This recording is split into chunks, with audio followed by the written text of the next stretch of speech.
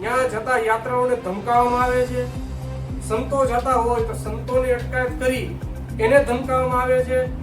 આ બધાય જે બ્રિટિશરોના જે સમયમાં જે હાલતા હતા એ એક પણ પ્રકારના નિયમો વિશ્વ હિન્દુ પરિષદ ચલાવી લેશે નહીં। તો આવા સ્થાન ઉપર અવારનવાર વન વિભાગ દ્વારા જે પરિપત્રો બહાર પાડી અને કાળા કાયદા સમાન નિર્ણયો મૂકવામાં આવે છે તો એનો સખત વિરોધ કરવામાં આવે છે। અને જૂનાગઢની ધર્મપ્રેમી જનતાને અને બહારથી આવતા યાત્રાળુઓને પરેશાન કરવાનું કામ વન વિભાગ કરી રહ્યું છે।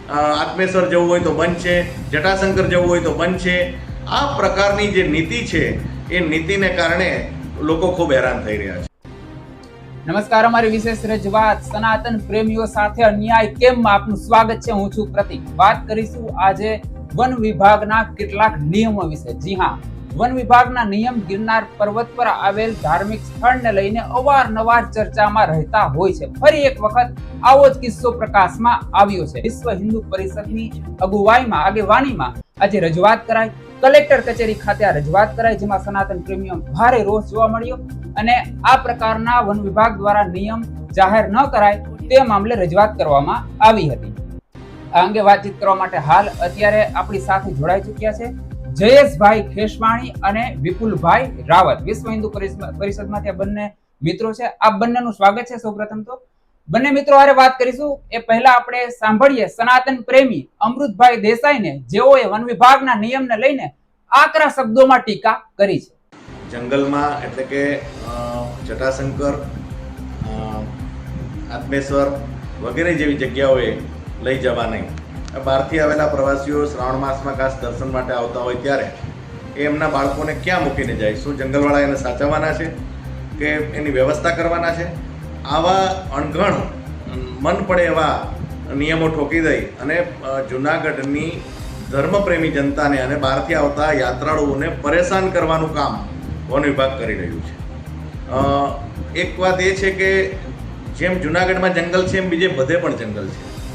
ડાંગ સાપુતારામાં મોન્સૂન ફેસ્ટિવલ થઈ શકે, બરડાના ડુંગરમાં કિલેશ્વરમાં લોકોને આમંત્રણ આપતી સરકારની જાહેરાતો થઈ શકે, તો જૂનાગઢમાં શું કામ વન વિભાગ અલગ કાયદો બનાવે છે? વેલ, અમૃતભાઈની તો વાત આપણે સાંભળી, પણ જયેશભાઈ સૌથી પહેલા હું આપને પૂછવા માંગીશ કે જે રીતે આ વન વિભાગનો નિયમ આવ્યો છે, તમે વન વિભાગના નિયમને કઈ રીતે જુઓ છો? આ નીતિ કેટલી યોગ્ય? જી, જય શ્રી રામ, જય ગિરનાર, જય સનાતન। સૌ પ્રથમ તો જ્યારે ગિરનાર જોઈએ જે આદિ અનાદિ કાળથી છે, ત્યારે ફોરેસ્ટનો જન્મ તો એના પછી થયો છે। એના પછી જે મંકોણી સાહેબના જે સેટલમેન્ટમાં જે સનાતનની જે આપણી જે જગ્યાઓ આવેલી છે તેને અબાધિત હકો સાથે અધિકાર આપવામાં આવ્યા છે। તો આજની જે સ્થિતિ એવી છે કે આપણે હમણાં થોડાક દિવસ પહેલા જ કે ભાઈ પ્રવાસીઓ અને જે ભક્તો આત્મેશ્વર મંદિરે જઈ રહ્યા હતા તો અહીંયા ફોરેસ્ટ દ્વારા અટકાયત કરવામાં આવી અને કીધું કે 12 વર્ષનો છોકરાઓને લઈ જવાની મનાઈ છે એવો હુકમ કરવામાં આવ્યો છે। જટાશંકરમાં દર્શન કરવા જતા હોય તો આપણે જટાશંકરના જે ભગવાન શિવનું જે શિવલિંગ છે, જે સ્થાન છે, આપણે જોઈએ છે કે સ્વયંભૂ ગંગા સ્વરૂપ ત્યાંથી જલધારા વહી રહી છે અને એ જલધારા અહીંયા જે ઝરણું છે એમાં વહે છે।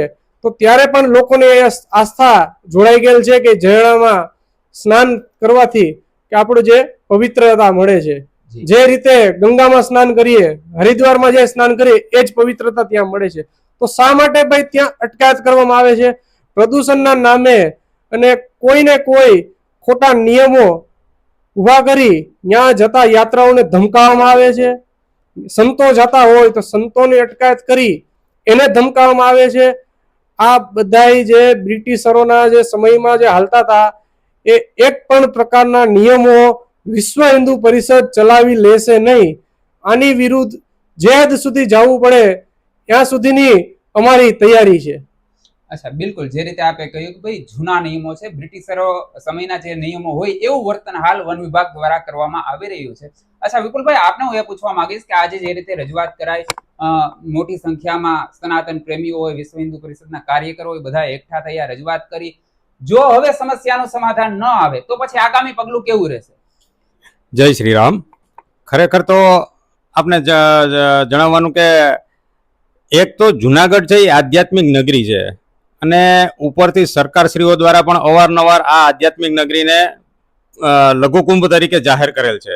તો ગિરનાર છે એ કોઈ ખાલી જમીનનો ટુકડો નથી કે કોઈ સામાન્ય પર્વત નથી. આદિ અનાદિકાળથી ચાલી આવતી આપણી સનાતની પરંપરાઓનું એક શ્રેષ્ઠ પર્વતીય સ્થાન છે.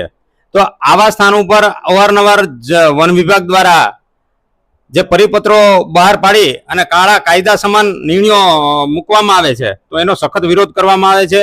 વિશ્વ હિન્દુ પરિષદ દ્વારા એવું જણાવવામાં આવશે કે ભાઈ આગામી સમયની અંદર આ કાયદાઓ પરત નહીં ખેંચવામાં આવે તો જલદ આંદોલનો કરવામાં આવશે. તેમજ ધરણા પ્રદર્શન જે કંઈ કરવું પડશે એ તમામ જુનાગઢ અને આસપાસના વિસ્તારમાં રહેતા તમામ લોકો મળીને કરશે. કારણ કે જુનાગઢ ગિરનાર છે તો આજુબાજુના તમામ વિસ્તારો વેપારીઓ ગિરનાર ઉપર જ નભતા હોય છે. તો એક તરફ આપણે એ પણ જોવું પડશે કે ભાઈ ગિરનાર ઉપર જ દરેક લોકોની સુખાકારી છે અને આજીવિકા છે.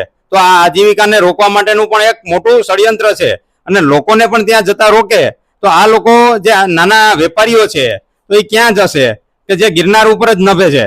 તો સરકારશ્રીને પણ વિનંતી છે કે વહેલામાં વહેલી તકે આનું નિરાકરણ લાવી અને આ કાળા કાયદા સમાન પરિપત્રો છે એને પરત ખેંચે. બિલકુલ બિલકુલ, કાળા કાયદા સમાન આ પરિપત્ર જે છે એને પરત ખેંચવાની તાત્કાલિક આવશ્યકતા છે. જયેશભાઈ, હું તમને એ પણ પૂછવા માંગીશ કે ભાઈ આ પહેલી વખત નથી, આવું અવારનવાર બનતું હોય છે. તો શું વીએચપી દ્વારા આ બાબતને સરકાર સુધી પહોંચાડવાનો પ્રયાસ કરાશે, વન મંત્રી સુધી પહોંચાડવાનો પ્રયાસ કરાશે, જેથી કરીને વન વિભાગ દ્વારા અવારનવાર આ પ્રકારના નિયમોના નામે સનાતનીઓને કનડગત કરવામાં ન આવે? આની પહેલા પણ કે સનાતન સમિતિઓ દ્વારા અને ગિરનારના સંતો અને જુનાગઢના સનાતનીઓને આજુબાજુને કહેવાય ગિરનારની આજુબાજુના ગામમાં વસતા દરેક સનાતીઓ દ્વારા એક ગિરનારનો જે હમણાં વિષય હતો જે આપણે સૌને પત્રકાર મિત્રોને પણ ધ્યાનમાં હશે કે એક મોટી સંખ્યામાં આવેદન પત્ર આપ્યું કે આ લોકોનું ગિરનારના જંગલમાં દિવસે ને દિવસે ફોરેસ્ટ અધિકારીઓ દ્વારા અતિક્રમણ વધતું રહ્યું. જી, આ વિશ્વ હિન્દુ પરિષદની ફક્ત એ જ માંગ છે કે આજે સરકાર દ્વારા અબજો કરોડોની ગ્રાન્ટ આવે છે તો ત્યાં ખરેખર જે મંકોણી સેટલમેન્ટમાં જે સનાતનની જગ્યાઓને જે અબાધિત હકો મળેલ છે તો એની પબ્લિક સમક્ષ એની સુવિધાઓ ઊભી કરવામાં આવે, નહીં કે એને અટકાયત કરવામાં આવે. આજે જે જંગલની અંદર જે જવાના રસ્તો છે તો તે બધા રસ્તાઓ રેવન્યુની અંદર આવે છે. એ રસ્તામાં ફોરેસ્ટ દ્વારા કોઈ પણ જાતની અટકાયત કરી શકાતી નથી કાયદેસર રીતે. તેમ છતાં કોઈને કોઈ જંગલના પ્રદૂષણના નામે આ લોકો કોઈને કોઈ હેરાનગતિ કરે છે. અત્યારે આપણે જોઈએ છે ગિરનારમાં જે ખૂબ દુઃખદ ઘટના બની નાના બાળકનું, તો ફોરેસ્ટ વિભાગ દ્વારા ત્યાં રજીસ્ટ્રેશનનું ચાલુ કર્યું છે. તો શું રજીસ્ટ્રેશન થી ત્યાં અટકાયત થશે?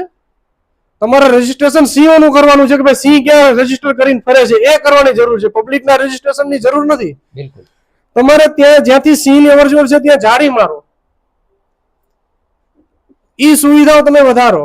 આજે સ્થિતિ એવી છે કે 2-2 કલાક સુધી યાત્રાળુઓ ત્યાં રોડ ઉપર રજડી રહ્યા છે અને એને જોઈને બીજા લોકો આવતા એમ વિચારે છે કે અહીંયા આપણે જવાથી ને આપણે હેરાનગતિ થાય છે અને નથી જવું. એટલે દિવસે ને દિવસે કેમ સંખ્યા ઘટતી જાય એ જ આ ફોરેસ્ટ લોકોનો ઈરાદો છે. તમે 5 થી 10 વર્ષનો તમારે ગ્રાફ કાઢી લેજો કે જુનાગઢની જંગલની અંદર આવેલા જે સ્થળો છે આપણા દેવાયેલો છે ત્યાં પબ્લિક નહોતું સમાતું સાહેબ. આજે ત્યાં આવવા માટે સંખ્યા 0 થઈ ગઈ છે આવા નિયમના કારણે. એ ફક્ત ને ફક્ત આ નિયમના કારણે. લોકો ત્યાં જાતા હોય તો જમવાનું લઈને જાતા હોય તો જમવાનું કઢાવી દે છે પ્લાસ્ટિકના નામે. અરે ભાઈ, તમે ત્યાં સરકાર તરફથી પુષ્કળ ગ્રાન્ટ આવે છે, તમે અહીંયા કર્મચારીઓ મૂકો, ત્યાં વ્યવસ્થાની આ બધી સ્વચ્છતાની વ્યવસ્થા કરવાની જવાબદારી ફોરેસ્ટની છે ને સ્વચ્છતા જાળવવી એક જાગૃતિનું અભિયાન છે. જેમ કે આપણને ખબર છે તમાકુથી શું થાય છે તો કેન્સર થાય છે, તો શું સરકાર તમાકુ પર પ્રતિબંધ લઈ આવે છે? આજે એની પ્રત્યે જાગૃતિ ચલાવે છે. એ જાગૃતિથી લોકો વ્યસન મુક્તિકોર વળ્યા છે. તેમ સ્વચ્છતા પણ એક જાગૃતિનું અભિયાન છે. એ કોઈ ઠોસી બેસાડવાનું એનાથી નહીં ચાલે. ત્યાં વ્યવસ્થા કરવામાં આવે. કલેક્ટર શ્રી, વન અધિકારી શ્રી અને કોર્પોરેશનથી ત્રણેય લોકો સંકલન કરી શું વ્યવસ્થા વધુમાં વધુ લોકોને આપવી જોઈએ એ વ્યવસ્થાની ત્યાં ચિંતા કરે અને લોકોને એ સુખાકારી વ્યવસ્થા આપે.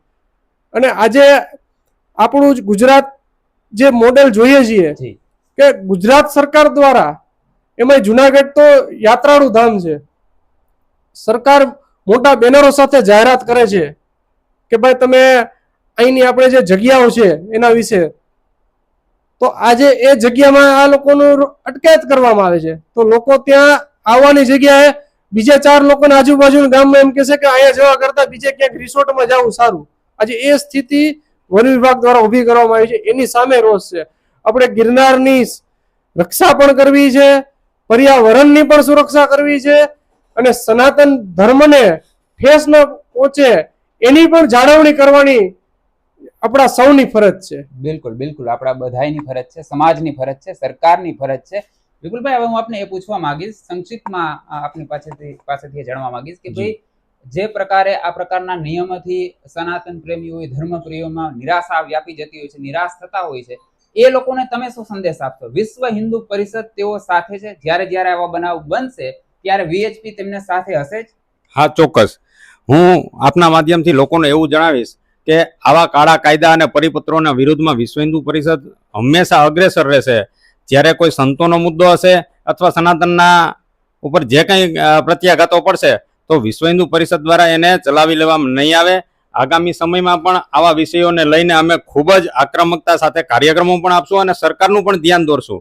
કારણ કે આપના માધ્યમથી એટલું પણ ચોક્કસ જણાવીશ કે ગિરનારની અંદર કે જે એનો ખૂબ જ લાંબો રૂટ છે, એમાં સાસણ ગીરથી પણ ટ્રેનોની અવર જવર છે, તો એમાં પણ સિંહોની અવર જવર છે, છતાં પણ સરકારશ્રીએ કંઈ ટ્રેન બંધ નથી કરી, કારણ કે લોકોની સુખાકારી છે.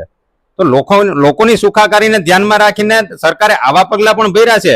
તો સામે અમે પણ એવું જ કહીએ છીએ કે ભાઈ ગિરનારની અંદર જે કાંઈ સુવિધા ઊભી કરવી પડે એ કરો. સમાજ પણ સાથ આપશે અને સંસ્થાઓ પણ સાથ આપશે અને વેપારી મંડળો, તમામ વેપારી અને લોકો પણ સાથે જ છે. તો સરકારશ્રીનું એટલું જ ધ્યાન દોરવામાં આવશે કે ભાઈ આવા વિષયો ઉપર દરેક નજર રાખી અને કેમ લોકોની સુખાકારી વધે અને કેમ આ વન વિભાગની કનડગત ઓછી થાય, એવું અમારું કહેવું છે. બિલકુલ બિલકુલ. અને આપણે આશા રાખીએ, આજની આ રજૂઆત બાદ આપણે એ જ આશા રાખીએ કે ભાઈ તંત્ર આ દિશામાં વિચારે અને લોકોની સુખાકારીમાં વધારો થાય એ માટે પ્રયાસ કરે. Thank you so much. આ બંને સ્ટુડિયોમાં આવ્યા, અમારી વાતચીત કરી. Thank you.